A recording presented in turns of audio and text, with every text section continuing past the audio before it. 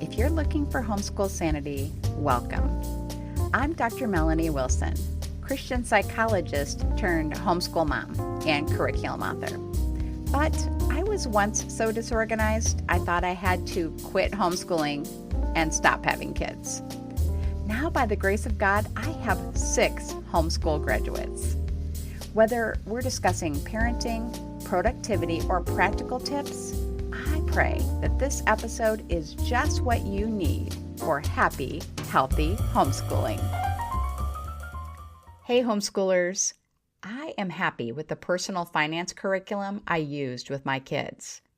And I'm pleased to say that my kids are much better at managing their money as young adults than I was.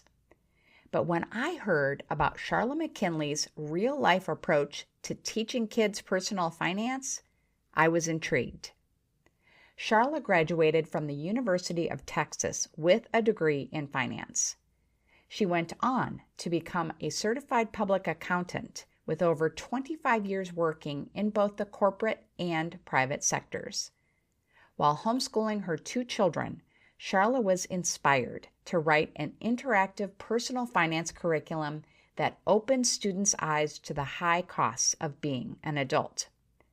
After retiring from homeschooling, Charla continues to teach teens living in Raleigh, North Carolina, and across the country using her Beyond Personal Finance curriculum. Charla's passion is teaching teens that their choices matter. She is a firm believer that in order to prepare teens for the road ahead, they must be given the opportunity to practice making good and not so good choices using real dollars before they get out into the world and have real regrets. I think you will enjoy our conversation and will want to check out Beyond Personal Finance. Charla, thank you so much for joining me here on the Homeschool Sanity Show. I am excited to jump into our topic of real-life personal finance today. But before we do that, I would love to have you tell us more about you and your family. Yeah, so I am a wife, a mom. I've got 2 kids. My son is 21 years old. He is studying aerospace engineering at Purdue.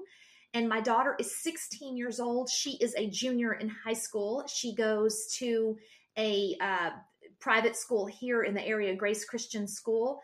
And my husband works from home and travels a bunch. And I am a retired CPA. And homeschool mom. So I run my business basically is what I do while everybody else is out living their lives. Well, I can relate to some of that for sure. I ask all of my guests who have homeschooled why they decided to homeschool originally. I find it so fascinating. So I would love to have you share that. Yeah, well, I grew up. I'm an only child, and so I was a teacher to my stuffed animals. I would line them all up and have them do their work. And I've always loved teaching. I really feel like that is my passion. And when my son was in a local elementary school here in public school, it was a fine school and it was small. And what I loved is the diversity of the different kids and their backgrounds and stuff. But there was just stuff my son wasn't learning that I knew he should. And so, he would come home and I would give him homework. I just kind of always was homeschooling him, even while he was in school. And then I knew kind of the rubber was going to meet the road in middle school, those kind of transition years where there was just stuff I wanted him to learn. And so I knew this was my opportunity. So I pulled him out in middle school and just sat him down. And that's where this curriculum came from, is those years, because one of the things I really wanted him to learn is about money and how it's a tool and how to use it, how to think of it, how to leverage it for, whatever goals you have. And so I really loved those homeschooling years because I've got the freedom to teach just exactly what he needed to learn. So that's what I did. And it was great. We loved it. We even took the 3rd year and we just traveled the country. because what better way to learn? We had an opportunity to do that. And so I loved every minute of it. Wow, I bet. Well, I could really relate when you were talking about lining up your stuffed animals to teach. I did that too. Uh-huh. I mean, every night I held class Yeah. in my bedroom, and I'm surprised that I didn't want to become a teacher, because then when I had the opportunity to teach after I graduated, with a degree in psychology, I got the chance to teach at a university and I absolutely loved it.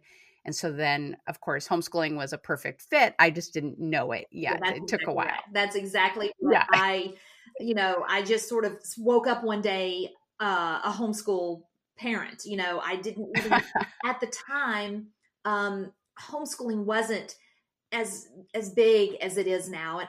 Or Mhm. I wasn't tapped into that world. And so, it's kind of, I pulled back the curtain and I was like, look at all you guys. Wow. I didn't know, I remember going to my first homeschool convention, like, wow, wow, it's Mhm. amazing. That it is. So you are a CPA, and I imagine having a son who is majoring in finance, that you had an interest in money management before you got your degree. But what specifically really kind of lit a fire of interest in personal finance for you? Listen, I'm just going to be really, really transparent here. Okay. I love to spend money. And I love to travel, and I love to eat. And what I figured out pretty early on, my mom, I'm an only child.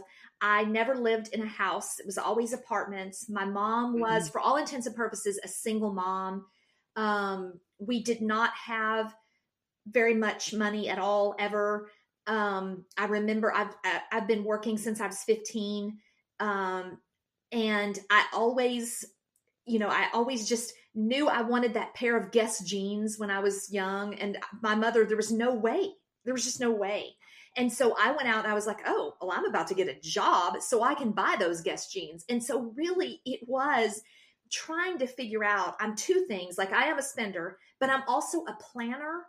And the marriage of those two things, which is like, okay, here's my hopes and dreams, and here are my resources, and how do I take these to get to there, and how do I take these and really just filter it through, because and this is one of my soapboxes for kids.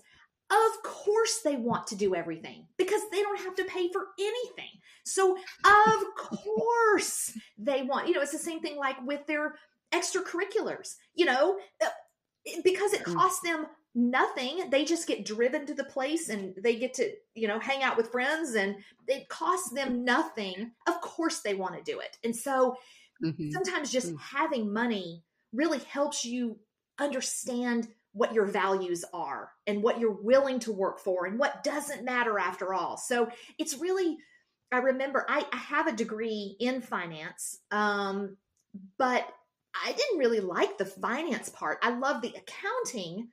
I love doing taxes, which is kind of weird, I guess, but but I love just helping people or talking to people. I'm very interested in how they're leveraging money to meet their goals. Mhm. That's really neat.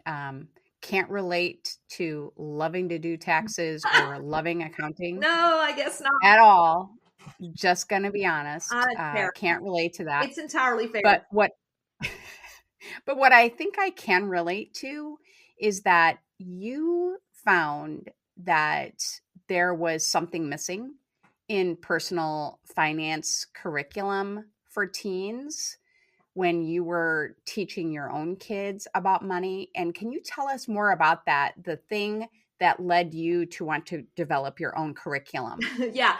Yes. I stumbled into that as well. So, in seventh grade was my year that I was going to teach my son about money. And I very much believe in the way you teach is by having them do something. You know, if I wanted him to learn piano, I wouldn't just lecture him about a piano. I wouldn't give him a book about piano or have a video. I would literally put him in front of a piano and, you know. And so the same thing is true with money.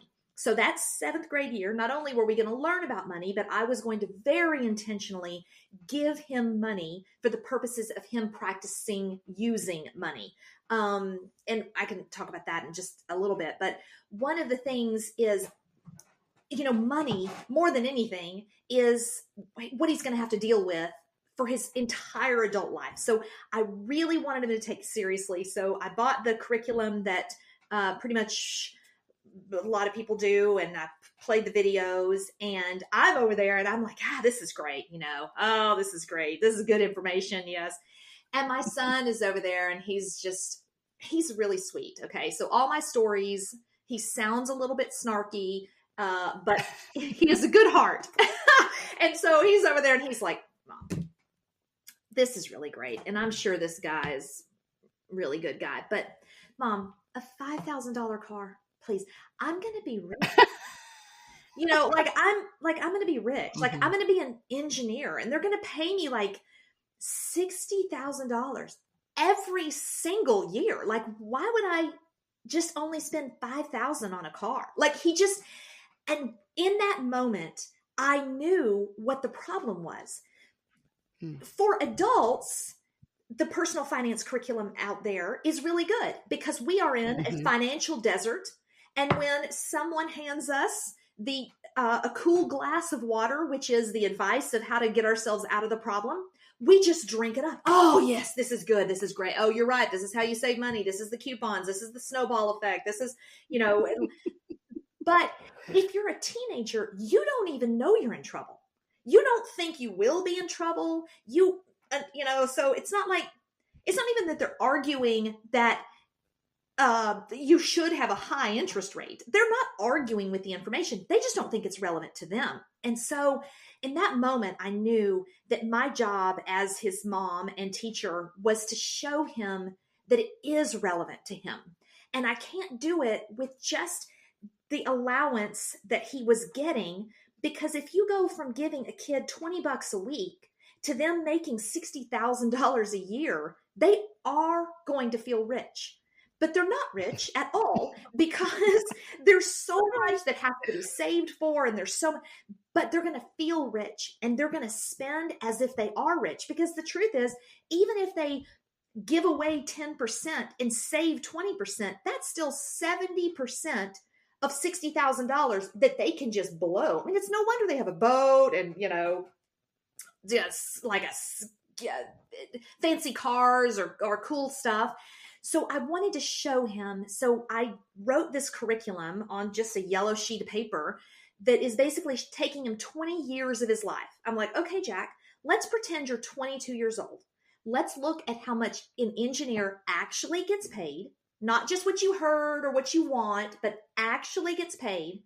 And then the next 20 lessons, I took him, we learned about cars, apartments, I made him get married. We had kids, you know, all the things.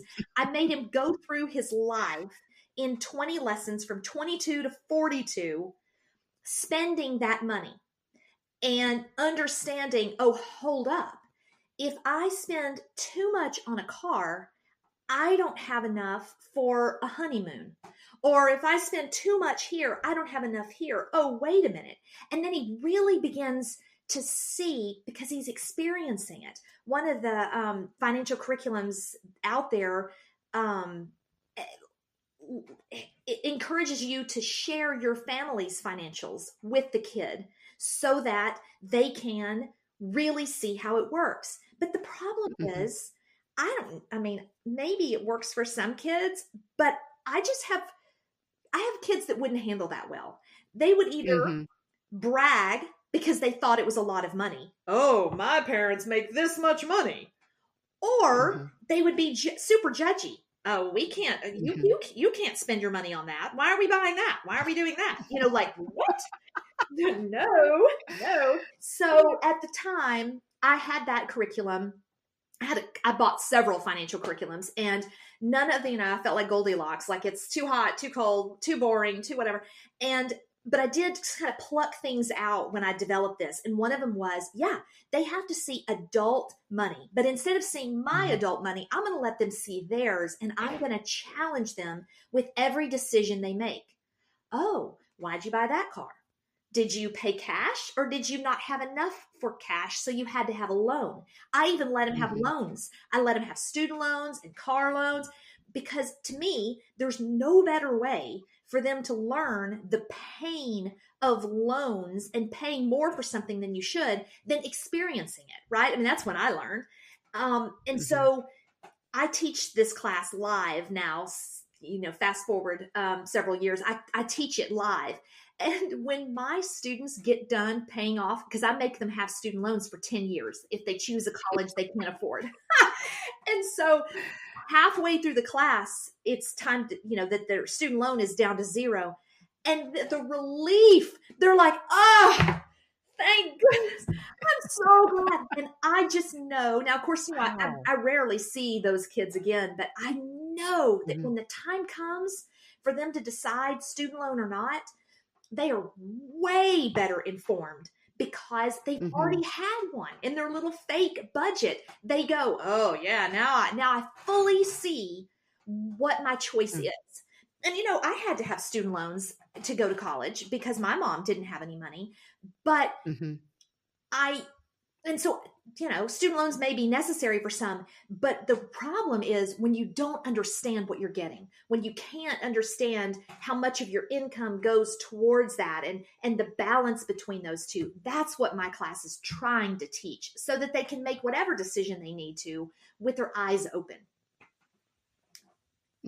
That is so good. And I am just relating to so much of what you're saying. And I absolutely love it. And I have a lot more questions. So yes.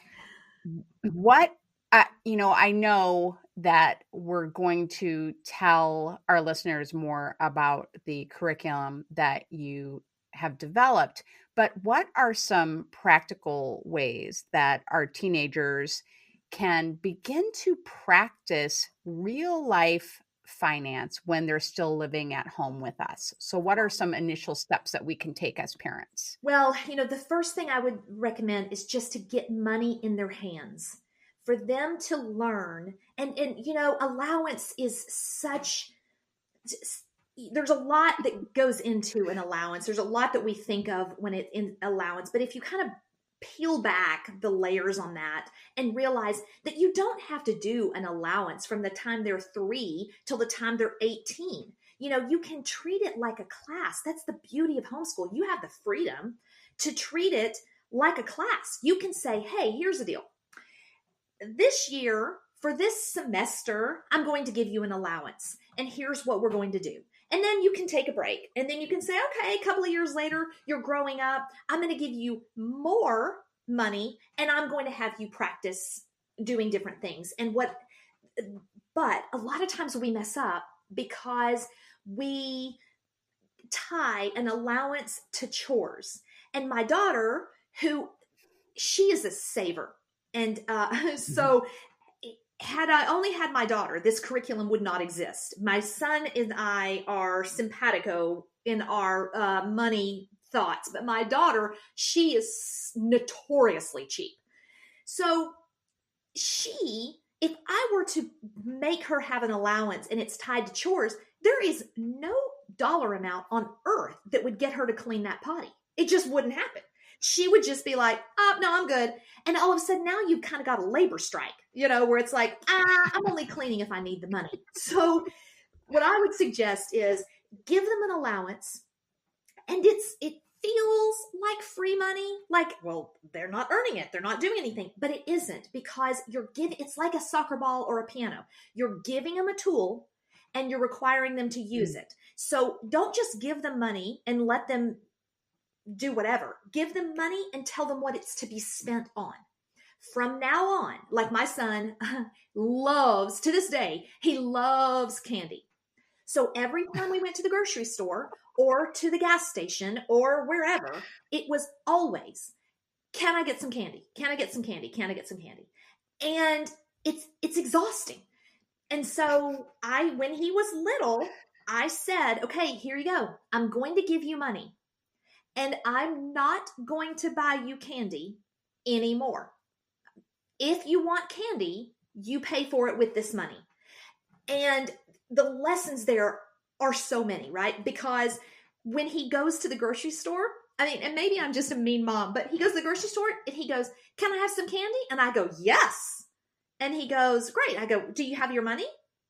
"Oh, well, I don't have any money." "Oh, well, then I guess you can't." Like, I let the money tell him no, because that's how it is in real life. I'm all the time telling him yes. Yes, you can have that if you have the money. And so he learned to bring his wallet. He learned that when you spend money here, then you don't have it for the next time. If you spend too much money too quick, it takes a long time to build that back up.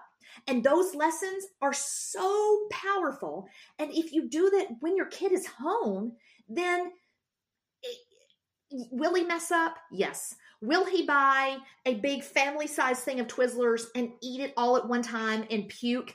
Yes.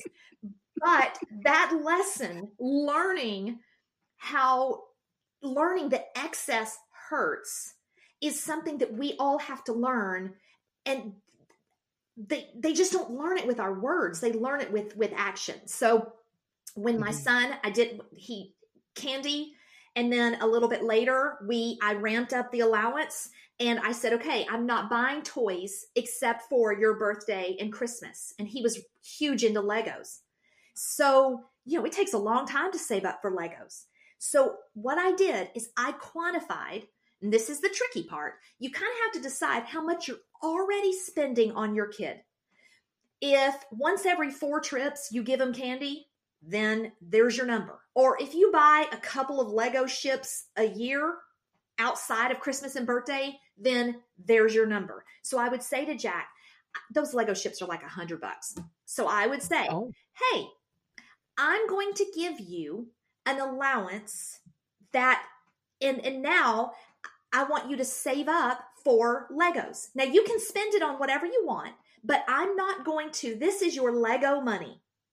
And I'm going to give it to you. I'm going to do, $20 a month, and you have to buy candy and Legos. And now all of a sudden he's seeing with every candy bar he buys, he's further away from the Legos. And that's what I would do is that. My son also loves to eat out. He was too cool for the kids menu. So when he got a little bit older, I gave him more allowance. Okay, buddy, I'm going to give you more money. And now you are going to pay when we go out to eat. And so you can eat off the kids menu, and that will give you more money for the Legos. Or you can get that hand squeeze lemonade for $4, and you'll have less money for Legos. Does that make sense? I would try to quantify what the kid wants. And then instead of buying it yourself, give them the money in cash. And you'll be stunned at how often you really drive by Starbucks. They don't want that drink anymore. Why? Because they know that they get to keep that cash. And those are the decisions that you and I make every single day. And we need to get them to practice it when the dollars are small and the mistakes are small. Otherwise, when they're in their 20s and they haven't learned that lesson, it's going to be a lot more waste. And now their credit score is impacted. Now, you just don't want all that. And, well, first of all, I am struck by the similarities between our 21-year-old sons. When my son, who's now 21, when his older brother got a driver's license, he said, "You're so lucky. You can go and drive and get candy anytime you want now." That's right. That's right. I just thought that was hilarious. That's the advantage of having a driver's license, is to get candy.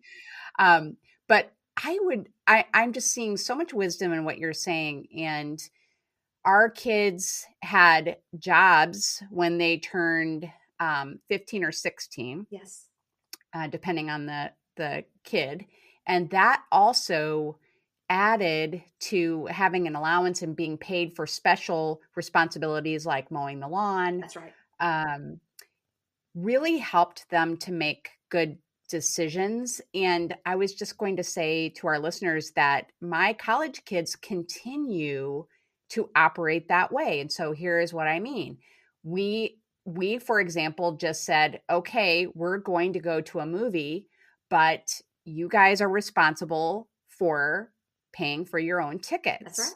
And so we can go to a more expensive movie that has the surround sound, or we can pay less and maybe go at a not as great of a time. What do you want to do? That's right. And it's amazing how, when my kids have had opportunities to go on ski trips with my husband, and if they have to pay for their lift ticket, maybe their plane ticket too. My husband usually handles the lodging and the food, but they will wrestle with it. Do I want to spend my money on this? And it's just so good. And then one other real benefit that I have seen of letting kids manage their own money and pay for their own, hobbies and toys and games and that kind of thing is that my kids would often work together to make purchases. I had nothing whatsoever to do with it. I had no idea that they even wanted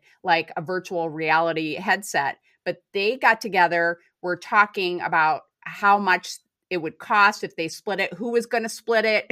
Yes. It's just been a fantastic real life experience. I totally agree. I totally agree. And it also, it helps them with their gratitude, because if you don't know the cost of something, and I don't even really just mean money, I mean of effort, of sacrifice, whatever. If you don't know the cost of something, then you really can't be grateful for something because you don't know what's been given up.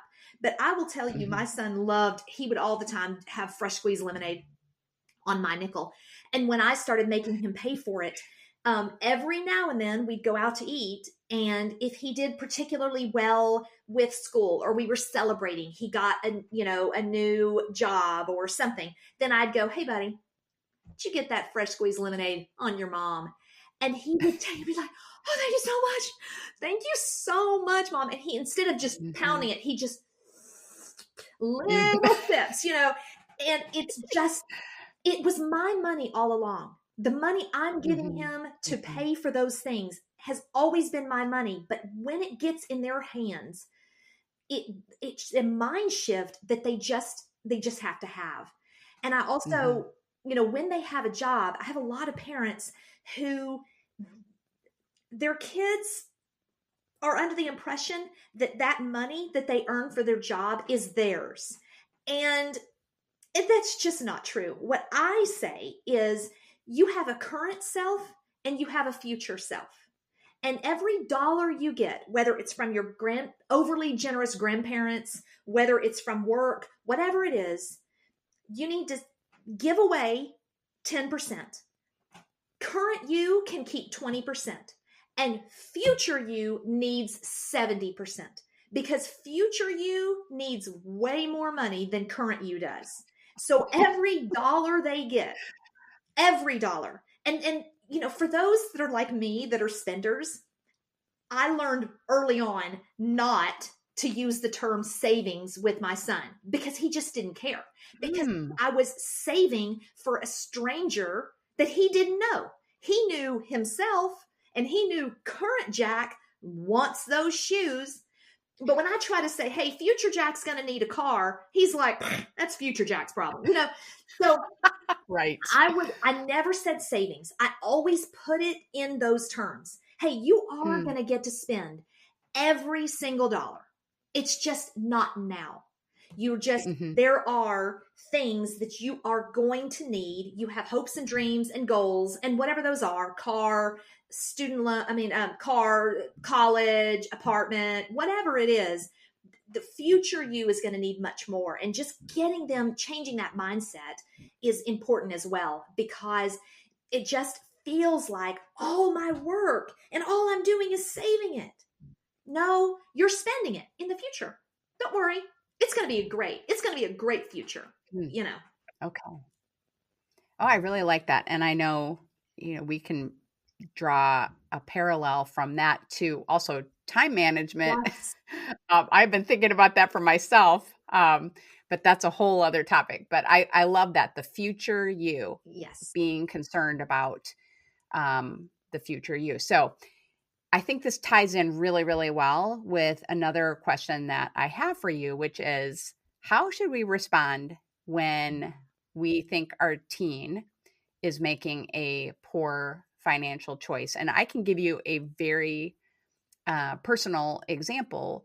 My kids got an inheritance when a beloved family member passed. And some of my kids made the decision to invest in Bitcoin. And this was at a time that I knew next to nothing about it, but it seemed really, really scary Right. to me. Now, some of them were adults, some of them were not. Sure. Some of them were still minors when they were doing this. And so, what is the appropriate response? And on a smaller level, when your son says, "I'm going to buy $200 tennis shoes," And have do you say anything about it or not? right. Well, so I will say that I'm filtering all this through through my model of making him put away 70% for the future. Okay. So if he has put 70% away for future Jack, then that leaves him with 20 to 30%, depending on, how much you would want him to give away to our broken world, to blow, to really burn, to really just absolutely do whatever they need to do. Because, my son, I'm glad you mentioned shoes, because I've got stories for days. My son went and bought, when I gave him money to buy his clothes. So, the same kind of thing. I just I just made a little budget and said, hey, I'm willing for this school year to buy you 2 pairs of shoes, whatever it was. And then I said, and here is about how much I'm willing to spend for those items. I added it all up. I gave him the money in a gift card and said, here you go, buddy. This is for your clothes for the year. And of course, I was with him because I did it when he was young enough that I was with him, and he, likes my advice.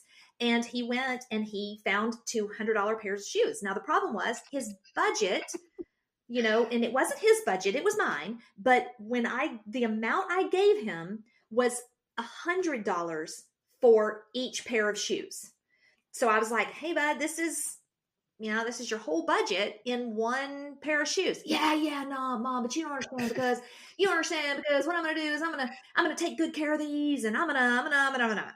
And I was like, okay, but I do need you to know that there will be no more shoes. Like, that's it. No. I won't need any shoes because this forever. Super. That kid loved those shoes. He loved them so much that I looked out the window and saw him mowing the lawn in those shoes within a month of having them.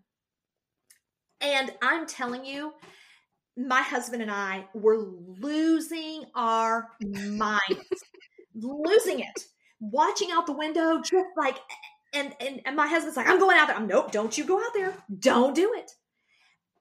And I'm telling you, those green shoes, because they were now green, because they were white, he had to wear them for a year. And he, if he ever complained about the shoes, which he's smart enough not to do because he knows what I'm going to say, but if the subject of shoes ever came up, I would have said, well, if you need some more shoes, you've got this other money. Like, you can do a special project. You can mow a neighbor's lawn. Like, if you want, you can do something else. Or if you want, I can add that to your Christmas list. And instead of getting something else, you could get shoes. Like, trying to show them what it's costing them to make that bad choice, but then letting them make that bad choice. And, if your kid spends all their money on shoes and doesn't have sweaters and they are cold, that's okay. It's just okay. Like, I live in North Carolina. I'm not talking any of the super northerners obviously have a different issue, but it's okay to let them suffer because it's suffering for the greater good. It's that lesson that is painful. Maybe they have to wear a coat that is short, or maybe, this is a good one. My son took our family Christmas pictures in those green shoes. And to this day, that's one of my favorite pictures because I love the green shoes, because it just shows exactly where he was at that time.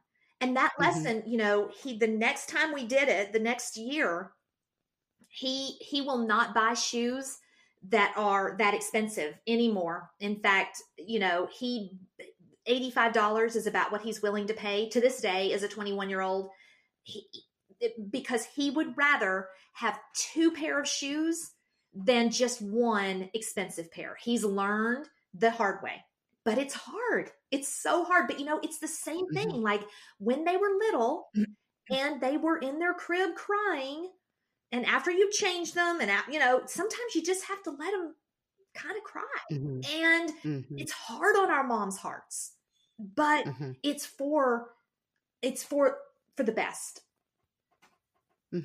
Right. I agree. And I will just say that even in colder climates, teenage boys are fine going without a coat. Right.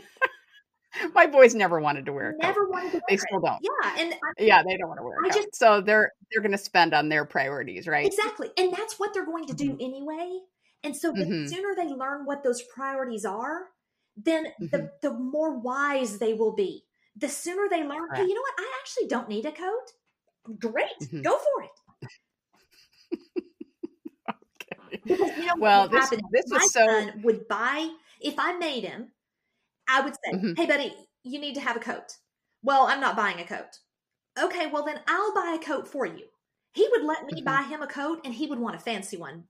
And I would buy that coat, and it would sit in the closet, or he would promptly lose it. That's a whole nother thing. If they lose the shoes, if they lose the coat, if they lose the water bottle, whatever it is that they broke or they lost, they have to pay for. And that is rough. It's rough. Right. But that's what that 70% is. It's like, hey, you've got an emergency fund, So very good. But they won't learn it. Right. Well, that is just excellent. And I am hoping now that you have given us some ideas of how we could start to teach our kids real life money management on our own. What can homeschoolers who enroll in your course that you've developed, what can they expect from that? Yeah, so it's 20 lessons. It's all self-paced online. It's me teaching. You don't have to teach personal finance at all. I will teach those 20 lessons. Each lesson takes about an hour. And, for example, let's take our lesson about cars. So I teach about cars, new versus used, what depreciation is, what leasing is, and then, and it's great information, of course. But what really, really helps is when I say, okay, now you've learned about a car. Now take your money in your budget, and they're doing a budget, an adult budget on Google Sheets. Take that money and now add a line for car. And if you have enough, you can pay cash. And if you don't, you have to have a loan, and that $20,000 car is going to cost you more like $24,000. Like what? That's right. So that's it. It's 20 lessons. Each lesson takes about an hour. It's self-paced. It's much more fun if you do it with siblings or a small group, because now all of a sudden, now what car did you buy? What career do you have? Did you have to have a student loan? I'm broke. I have money, all of that. And I, because life is not just linear, I also, every single lesson, they spin a wheel. And the wheel determines something happened to them. Their baby pooped on the couch. They have to pay $350. Their car alternator breaks. Their whatever it is. And they're seeing every lesson. Not only is the predictable happening and very expensive, but now there's unpredictable. And, they're watching that savings balance rise and fall through those 20 lessons. They get to the end, they are 42 years old. And I say, okay, let's talk about retirement. Let's talk about what Social Security is. Let's, all the things, because of course we're calculating a paycheck and I'm showing them how to do taxes, not in depth, but you know what I mean? Age appropriate. This is middle and high school level. And then I say, this is what, to be on track to retire. Of course, you're not retiring at 42, but to be on track, you need about this much money. Now, everybody look down at their budget and see, as 42-year-old you, did you make it? What choices did you make that allowed you to have the number that you should have? Or did you not make it? And if so, what caused you to get off the course? Was it, like in my case, because this whole time I am showing them my own budget for me going through the class. And I don't make it. I don't make that number. And the biggest reason I don't make the number is because of my student loans. In those, I needed student loans. In my 20s, instead of spending that money, or saving that money, I'm spending it on student loans so that I wasn't able to get that buildup of money over time. And now they're seeing, oh, wait a minute. Now I see what happened. And so for some, they've chosen a career that does not pay enough. And I would love everybody to do the job that they want to do. I would love their hopes and dreams to come true. Unfortunately, that just, our society does not pay for a lot of those hopes and dreams. Artists, very talented artists, can be broke.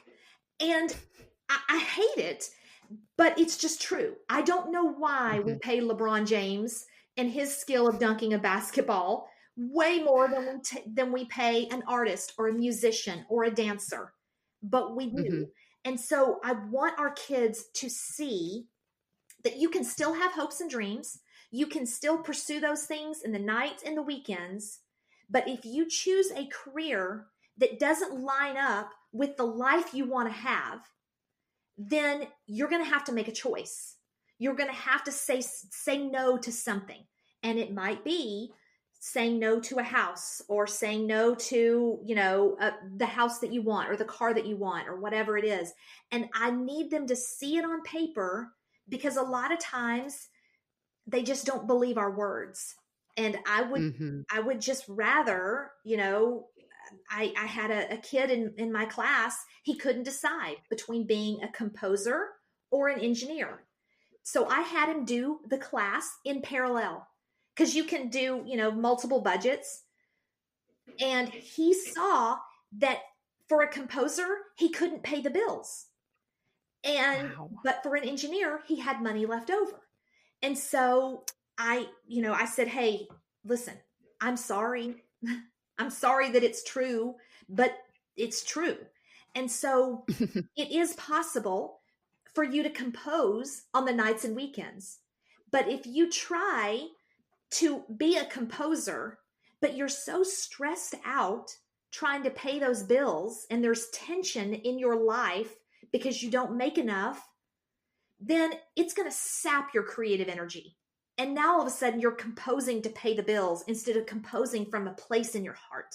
So I would rather you get those bills paid, find a job, get paid, and then the nights and weekends, man, have a great time. And hopefully You can build up that hobby into a job.